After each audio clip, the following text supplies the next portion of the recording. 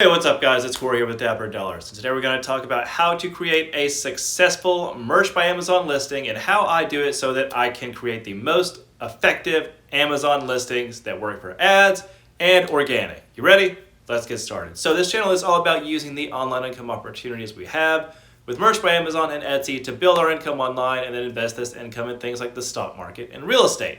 If that sounds like something you're interested in, like and subscribe and let's get started. So the Merch by Amazon listing secrets. Everybody seems to want to know them, and there are a lot of videos out there, but are these videos all the same? No, not really, and it's because we all have different strategies, and what works for some doesn't always work for others, and we all have different ways of writing our listings because we all have different ways of doing things.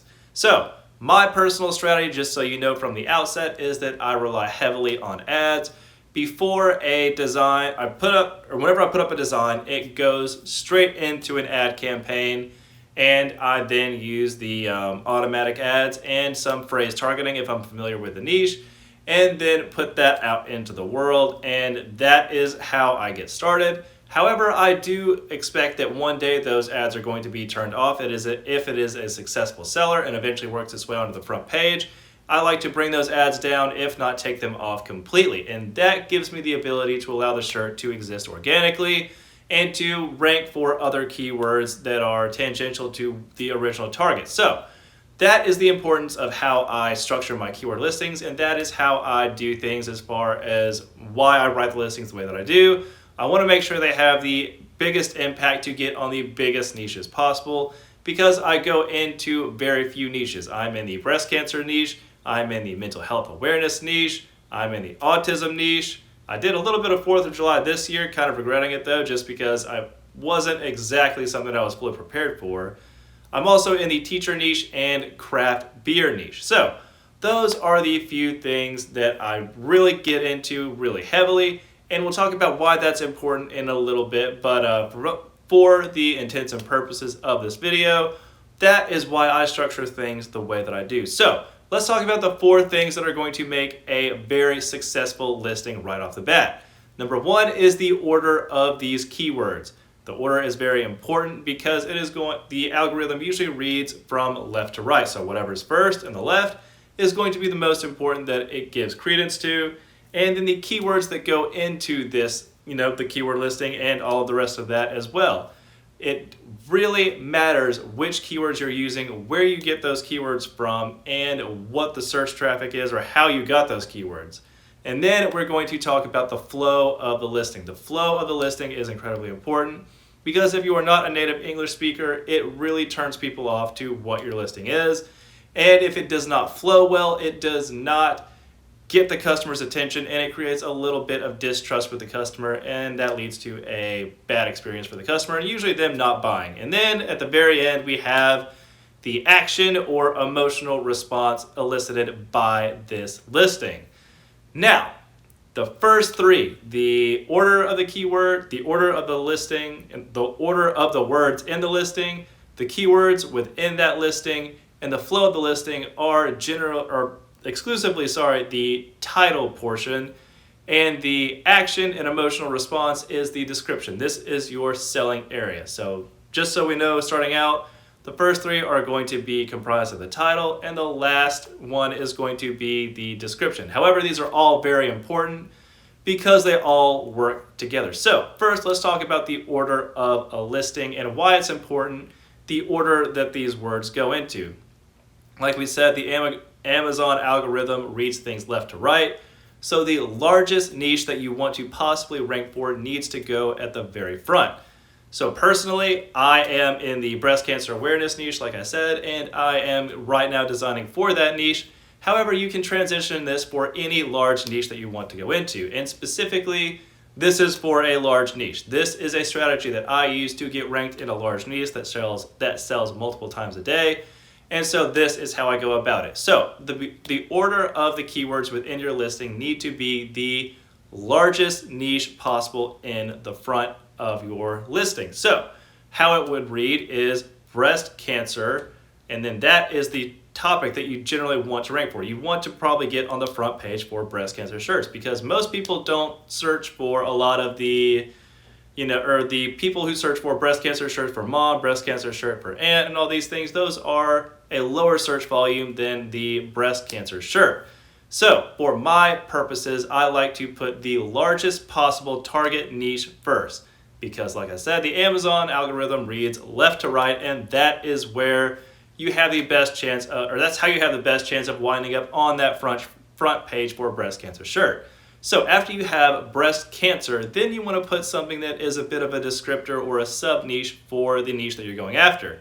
So like I said, you could have breast cancer mom, breast cancer sister, breast cancer aunt, and things like that. And it is in this order that you're really going to get a bit of an idea of how these listings should be focused. So, and a great way to write these listings that you can see within the Amazon search algorithm itself is by using the Amazon search bar. So if you type into the Amazon search bar, breast cancer blank, and then you can put in M and see if mom comes up. That way you'll know if breast cancer mom is the correct way to title your actual design, or if you need to use a different descriptor. So, like I said, the largest niche at the beginning, the sub niche goes after that, and then there needs to be a little bit of a transistor or a shift word that is going to get you to the next part, which is the longer tail keywords. So whenever I say longer tail keywords,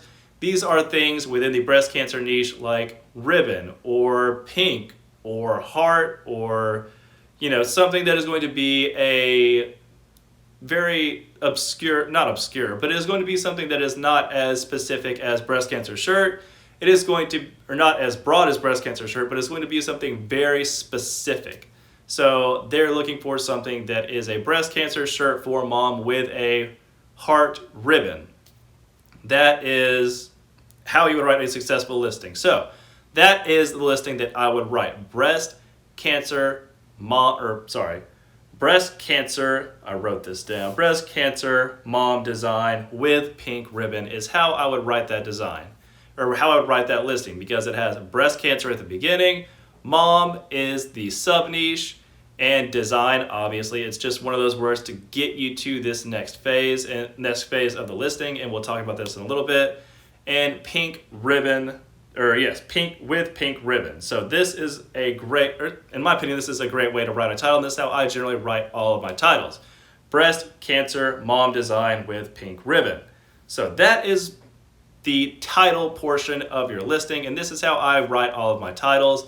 And so far it's gotten me a ton of success. So now let's talk about where we get these keywords. And before we talk about where we get these keywords, we need to acknowledge that the design process begins with keywords. It does not start with creating an amazing design. It starts with having the right keywords, because if you don't have the right keywords, you don't know what to design for. If you have a generic breast cancer design and then you just put breast cancer mom at the beginning or your title, it really doesn't speak to that audience, because if it just says hope with a breast cancer ribbon and someone is searching for breast cancer shirts for mom and your shirt shows up, it's really not going to speak to them, because yes, it is a message that is for people who are suffering with breast cancer, but it is not specific to the keyword that was searched. Now, if you had hope for my mom written on the shirt, then it would be a completely different story. So whenever you're designing, you need to start with the keyword that you're going after in mind. So where do we get these keywords?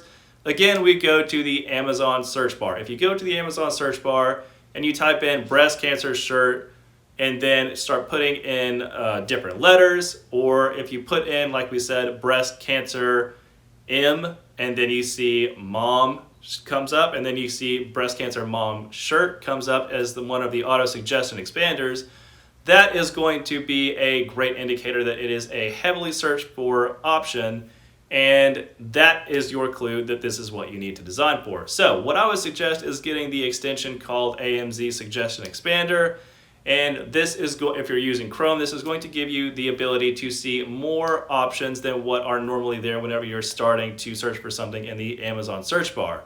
Because within this search bar, it is how you know what people are searching for. It is not just random that these suggestions come up within that search bar. It is showing you those suggestions because those are things that other people have searched for and other people have clicked on and bought products for.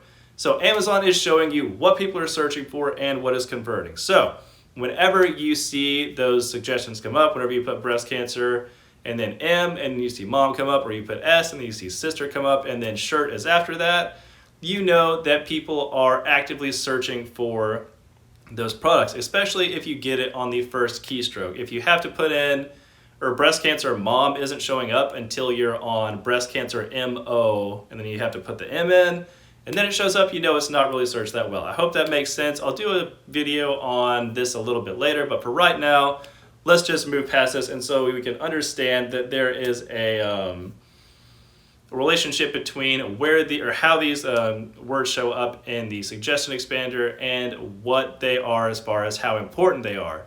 And the best way to do this before I move on is to get to know your niche. You need to be able to understand your niche on a very real level. It is not something, in my opinion, I really enjoy going after larger niches and having just a few niches that I go after. I am not into going into 300 different niches. Instead, I would love to get really good at mastering, like I said, the breast cancer, autism, mental health.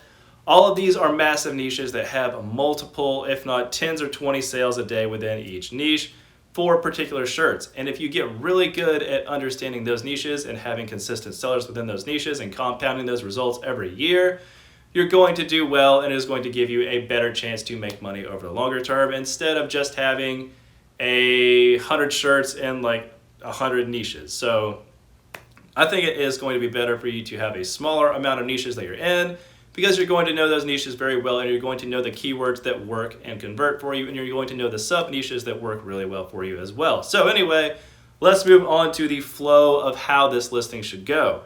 A listing that you're writing should have flow. It should not be a disjointed list or disjointed title or description. It shouldn't read like breast cancer mom, love, ribbon, design. You need to have some words in there, some words that are connector words. It is a little bit of a waste of space, but you don't want to keyword stuff just to have all of the maximum numbers of keywords in these titles. You want to make sure that your design has that ability to flow and it reads a bit more like a sentence than it does a couple keywords here and there. So you want to make sure you're using words like with, the, design, and you want to have think like of, stuff that are connector words to get you through the rest of that sentence. So like we said, breast cancer mom design with heart, with a ribbon and heart. You want to have those few words in there like design, with, and, to make sure that the title flows really well and it is communicated in a way that is not a search or an assumption that this person is not a native English speaker. Because if you are selling in the US market, it is very obvious sometimes whenever people are not native English speakers, and whenever people are seen as not native English speakers, unfortunately that breeds a feeling of distrust with that seller. So work on making sure that all of your titles flow and that you are able to use these connector words like with, the, design, and all of these words to create a listing title that flows well and reads like a natural English person, and if a natural English speaking person. And if English is not your first language, then do your best to practice. This is going to be something that is going to pay dividends, not just in Merch by Amazon, but for many areas in your life if you get really good at writing for English. So anyway, that is definitely worth the invested time. And now let's talk about the action and emotional aspect of selling and creating a listing. This is your opportunity to really be a salesperson. This is your opportunity to touch the person's heart and connect the design on your shirt with the person that they might be buying it for, or why they should be buying it for themselves. You can put keywords in here, and it is suggested that you put keywords in here. However, this is really where you want to make sure you are communicating why the person needs to buy it for the person that they're wanting to get it for, or for themselves. So you want to say things like, this would be great for someone who is battling breast cancer, or women who are struggling with breast cancer chemo treatments need to show that they are, or need to know that they are supported by those around them with a great design like this. Remember, and I hope you've noticed through all of this, I haven't had the word gift in there because, like RJ said recently, Amazon came out with new terms of service that suggested that gift would not be a desirable word to have in a listing. Now, they said not desirable, and it's a little bit vague on exactly what the punishments would be, if any, on using gift. But if you value your merch account, then don't take chances and just don't put gift in your titles or descriptions. So, whenever you're writing these descriptions, make sure you are selling the product. You are saying things that connect the design on the shirt with the person that it is intended for. This is your opportunity to really be a salesperson and to touch the heart of the potential customer and let them know this is the product that could potentially solve a pain point that they have, whether it's the pain point of having or getting a gift for someone, or the pain point of getting something for themselves. Make sure that you touch their heart in that way. And anyway, this is how I write my listings. I hope that this helps, and if you have any questions about anything else, drop the comments down below and I would love to get back with you. Anyway, I hope you guys are having a great day, and remember, someone is going to do something amazing every day, guys. Why not you? See ya.